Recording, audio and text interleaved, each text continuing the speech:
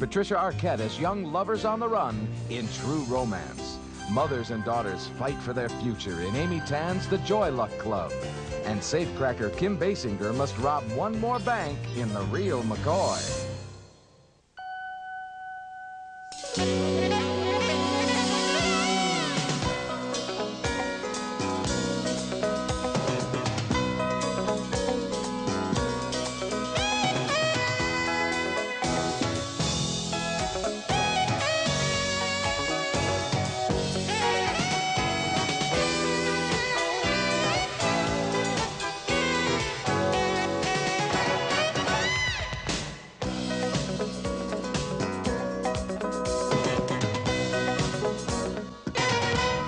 Man, buddy.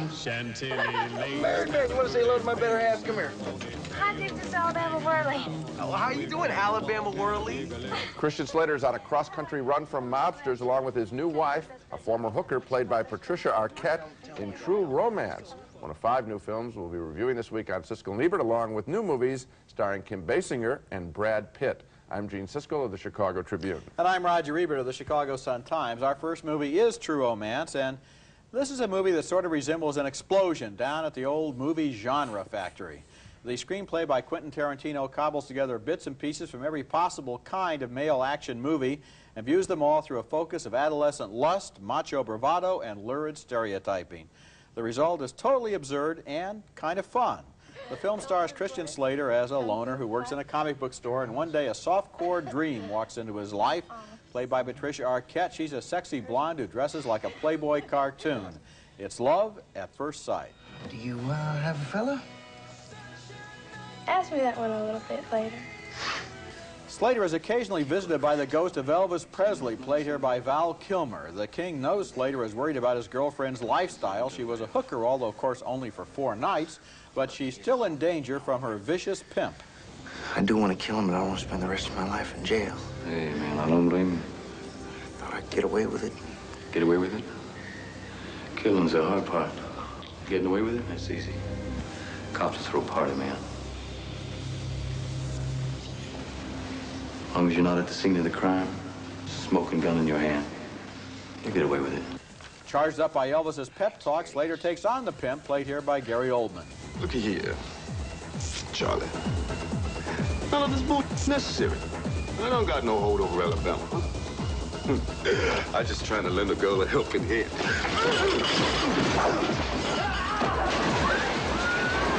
The supporting cast includes not one but 2 great character actors, Christopher Walken and Dennis Hopper, as the plot thickens.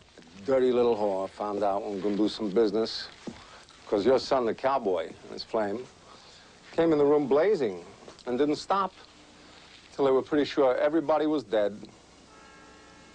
What are you talking about? Talking about a massacre. They snatched my narcotics, hightailed it out of there. True Romance was directed by Tony Scott, who made Top Gun and Beverly Hills Cop 2, but the real trademark on the script belongs to Quentin Tarantino, whose Reservoir Dogs made a big splash last year. True Romance is like a case study of the inflamed fantasies of violent, stupid, amoral, gun-loving, sexually obsessed teenagers. And on that level, which is admittedly a fairly low level, it is well-made and very entertaining. It tells the kind of story that a lot of teenage boys think they would like to live through before they grow up and begin to develop average intelligence, of course. Now, I can't tell. Are you recommending the film? I'm recommending the film as an example of exactly what it is, which is a stupid teenage boy's fantasy. Yeah, well, I didn't care for it, and I guess on the same basis. I thought that it really was, as you said, completely disorganized, all thrown together, and we have a picture coming up later in this show. Yes, we do. That has many of the same kinds of story elements, but they've been organized in a fashion that is more compelling than this. I agree with what you're saying. This is really, I think it's kind of sloppy and dumb and not fun. I think I'm going to agree with you about that picture that's coming up later in the show, but in the meantime, speaking of this picture, I found that it just had an energy level, a kind of manic excitement, a colorful quality to it, and performances by Patricia Arquette and Christian Slater that were fun in their own way as an example of what they are. Listen, it didn't have a manic intensity to it because it wasn't sustained. It was choppy as heck. I think it was an entertaining picture. Not for me at all. Okay, our next movie and our next film is The Ballad of Little Joe, a pretty effective drama about a society woman in the Old West who masquerades as a man in order to stay alive. Susie Amos plays the fake cowboy who, as a woman traveling alone, has been betrayed and sold into slavery. Now she's run away and pretends to be a man as she enters a Western bar. We don't like dudes around here. We had a dude dropped in here the other day, had on black and yellow stockings. Striped. We run them out of town, barefoot. I wonder if dude there is an Old West code word for homosexual. Later in the same town, Susie Amos gets a lesson in how to smoke a pipe from Ian McKellen. No. As you smoke, close your eyes. Go on, close your eyes. Think about your future.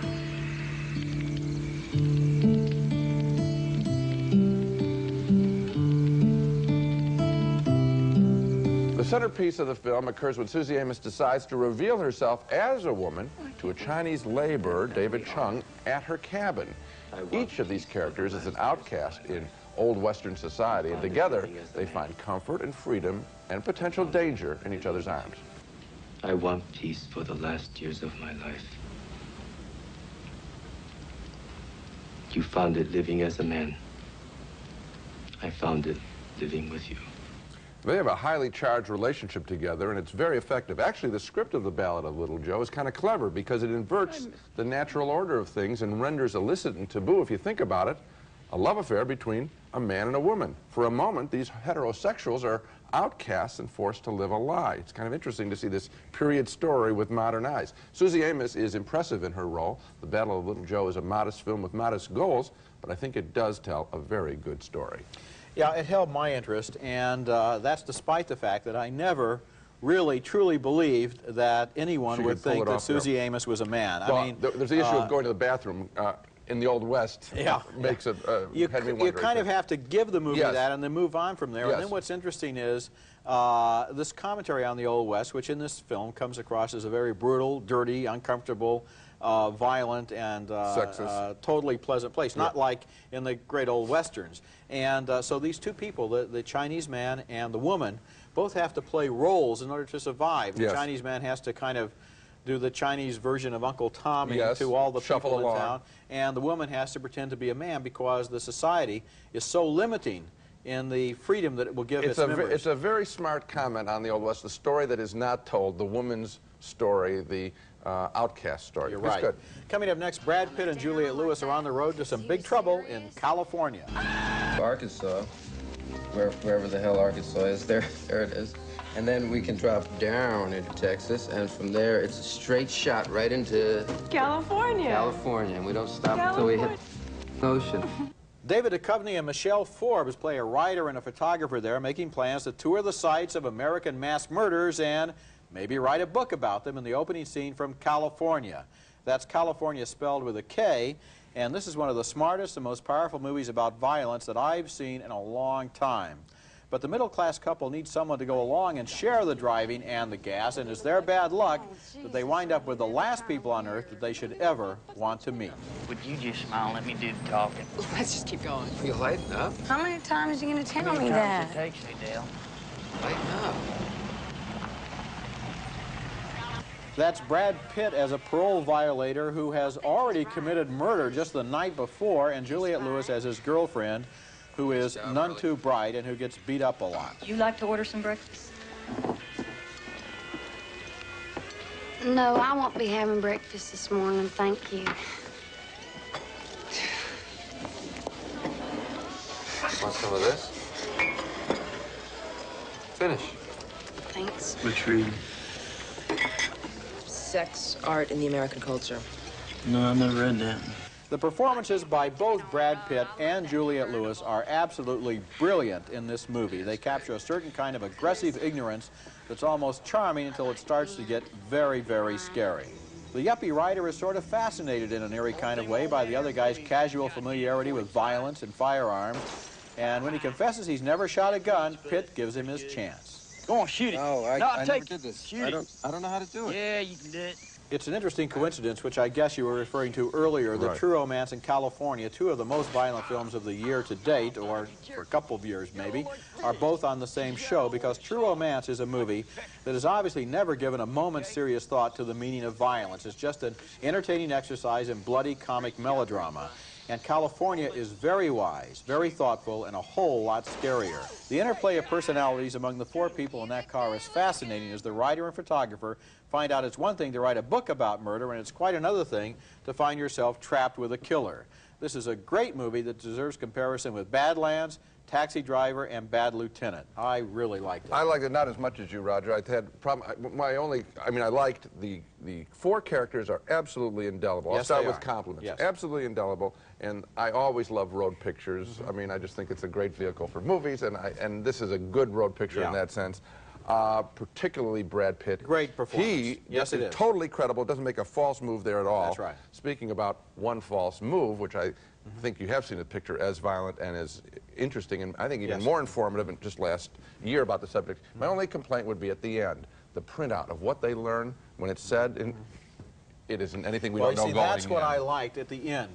This guy, this yuppie writer. Yeah. He didn't know that beforehand, Roger? No, he didn't learn anything.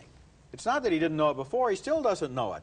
He still is, he's looked into, the heart of darkness, and he is still casting it in media terms or turning it into his own way of dealing with it. You think that that was written? You think that was written then in an ironic? Well, the movie is so smart in every other scene that I believe the ending was written just exactly the way it was supposed to be. I think it was written dumb, and I also didn't believe. First of all, if you're going to tell people not to see this movie because of the ending, that'd be a real loss. I spent the last minute and a half saying how good the film is. Okay, fine. And I even I'll spend the last 10 seconds saying that in addition to Gene telling you about the rest of the film, I think the ending is good too. So we disagree on the ending, and that's all. Coming up next, the new film is based on the best-selling book, The Joy Luck Club, a drama about how the sins of the mothers are passed down to their daughters.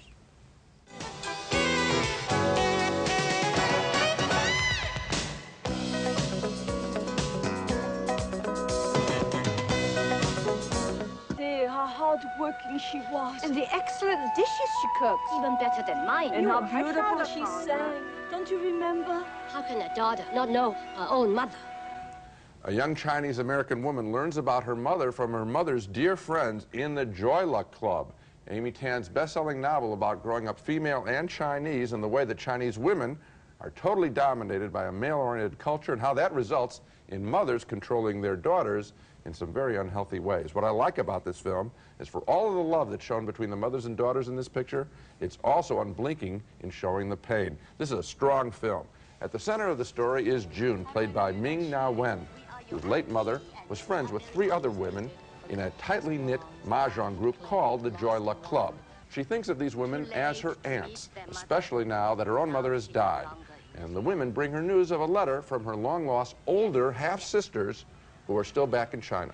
It says, see here, you must come to China and meet them and tell them all about their mother. What could I tell them? I didn't know anything about her. We also get the stories of these aunts and their restrictive lives in China. Auntie Lindo had an arranged marriage.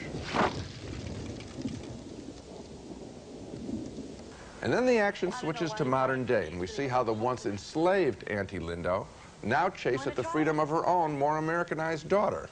Sai Chin plays Auntie Lindo. Tamlin Tomita is her daughter, Waverly. This is not so good. Only leftover strips. See? Fur to shot. No long hairs.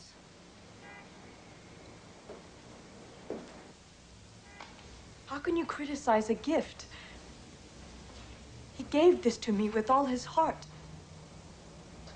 That's why I told you. Not so good. This generational battle is played out in one moving scene after another of love mixed with anger. You don't know. You don't know the power you have over me. One word from you, one look, and I'm 4 years old again, crying myself to sleep. Because nothing I do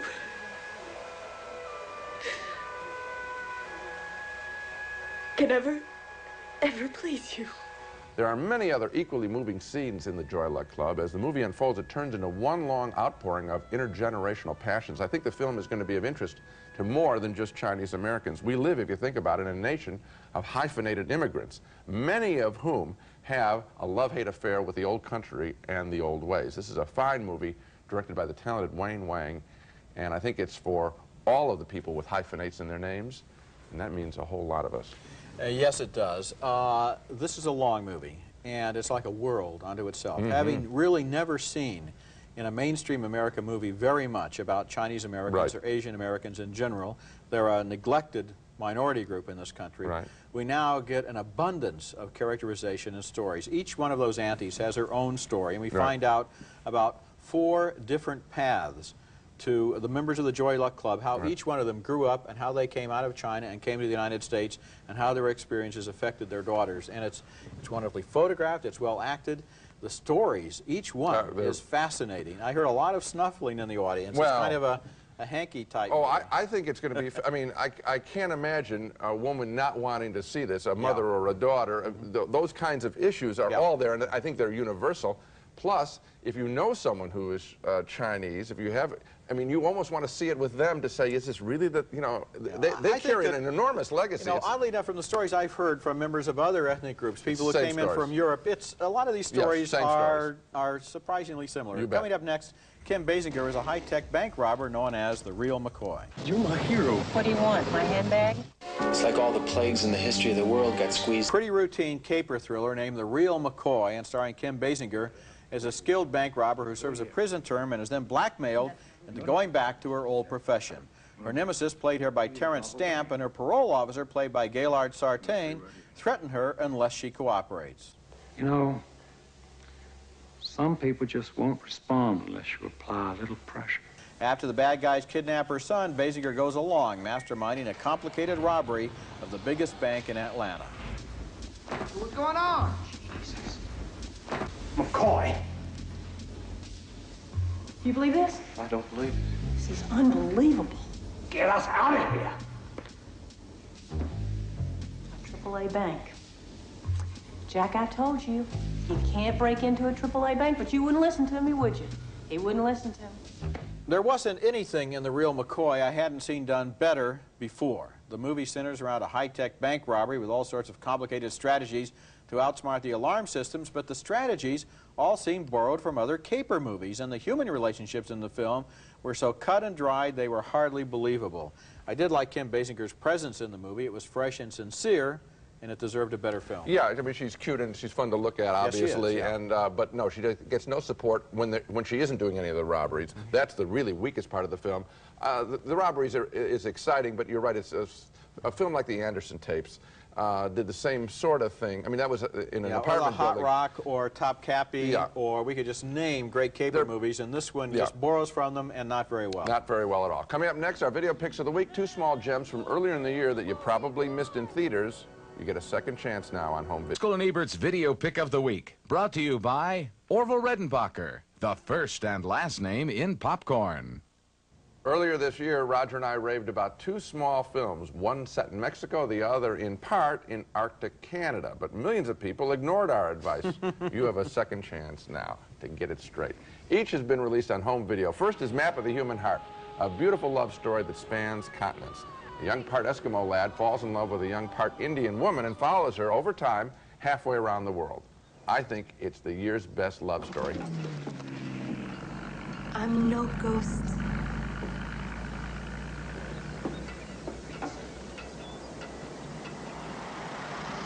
I never thought I'd see you again. Also available now on home video is El Mariachi, a rousing adventure story about a mild-mannered guitar player whose guitar case is mistaken for that of a hired killer's, which contains an automatic weapon.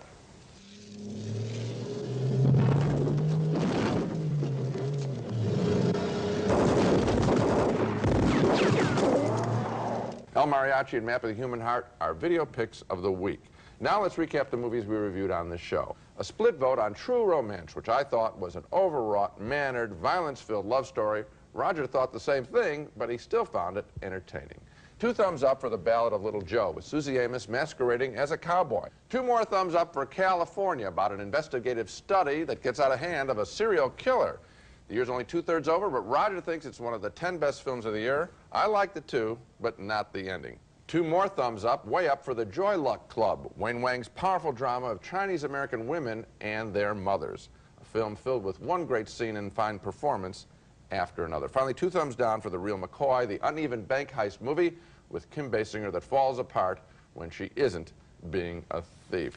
California and The Joy Luck Club are the ones we like. Okay, that's it for this week. Next week we'll be back with Martin Scorsese's new film, The Age of Innocence, a story of star-crossed lovers featuring Daniel Day-Lewis, Michelle Pfeiffer, and Winona Ryder. And also Striking Distance, starring Bruce Willis as a maverick cop tracking a serial killer and Sarah Jessica Parker as his partner. That's next week, and until then, the balcony is closed. Klondike ice cream bars, rich creamy ice cream with a chocolatey coating. What would you do for a Klondike? Fashion Bug for the latest in junior, Mrs. Plus, even girls and men's fashions. 1,200 stores coast to coast. Fashion Bug fits your life. St. Ives Swiss Formula Collagen Elastin Lotion, made to work in the harsh Swiss Alps. St. Ives Swiss Formula relieves dry skin instantly, naturally. Introducing new light walkers from Easy Spirit. Soft, flexible leather combined with real arch support, plus all the cushioning of an athletic shoe. No ordinary shoe performs quite like them from Easy Spirit.